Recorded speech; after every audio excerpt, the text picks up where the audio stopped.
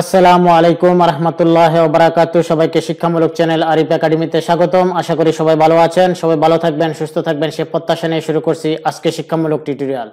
আজকে শিক্ষামূলক টিউটোরিয়ালে আমরা যেটি শিখবো বা জানবো সেটি কম্পিউটার সম্পর্কিত প্রশ্ন ও উত্তরের 28তম পর্বে। তো চলুন আমরা জেনে নেই বা শিখে নেই কম্পিউটার সম্পর্কিত প্রশ্ন ও উত্তরগুলি। ক্যাপস লক কি জন্য ব্যবহার করা হয়? বড় হাতের লেখার জন্য। কিবোর্ড এরো কি এর সংখ্যা কয়টি? 4টি। কিবোর্ডে কয়টি অল্টার কি আছে? 2টি। কিবোর্ড কয়টি উইন্ডোজ আছে? 2টি। কিবোর্ডে কয়টি হোম কি আছে? 1টি।